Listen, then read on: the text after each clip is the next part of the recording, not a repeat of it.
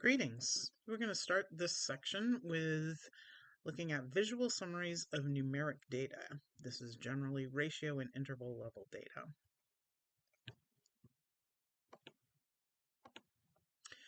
We're going to talk about a number of visualizations, including dot plots, scatter plots, histograms, and box plots, which are also called box and whiskers diagrams.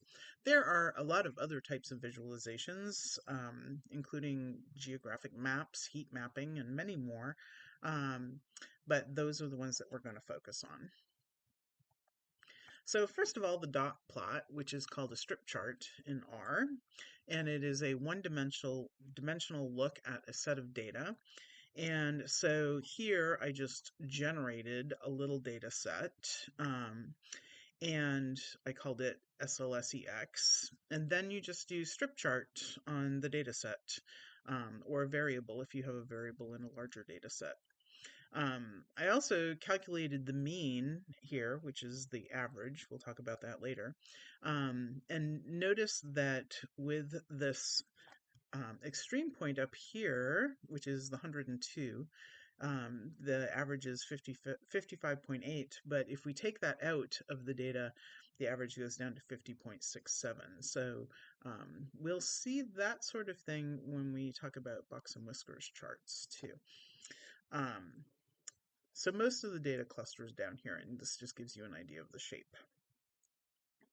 For two variables, if we want to see how they move together, then we use a two-dimensional look that's called a scatter plot. So here we have the classic X on the horizontal axis, Y on the vertical axis. So this is like a Cartesian coordinate system, and this is how these dots move together, and there seems to be a bit of a pattern.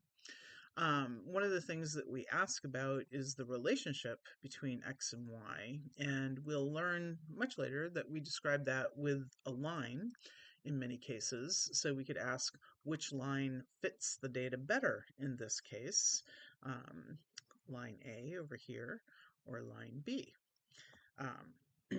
I say line A, think about Y. Another kind of chart that's very useful for numerical data is histograms.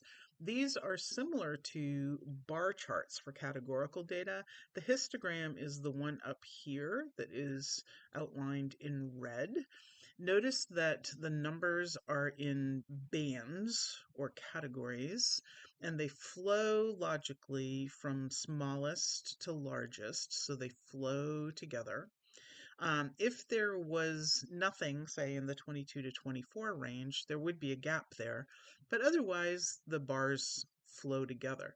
Contrast that with the bar chart down here that we'll look at again later, where the bars are distinct because those are categories.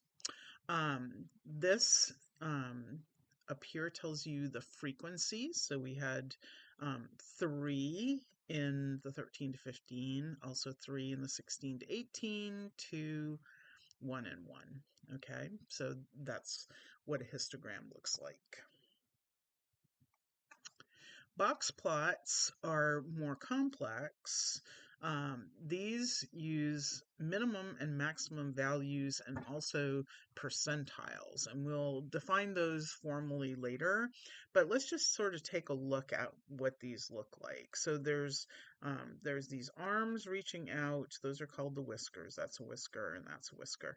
And in here is the box. And the box basically defines the middle 50% of the data.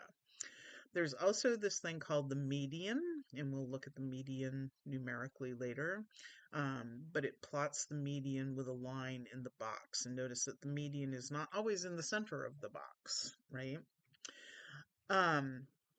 The whiskers generally tell you how far the data ranges, except that sometimes there are outliers. So remember we saw that 102 on the dot plot that was kind of an outlier.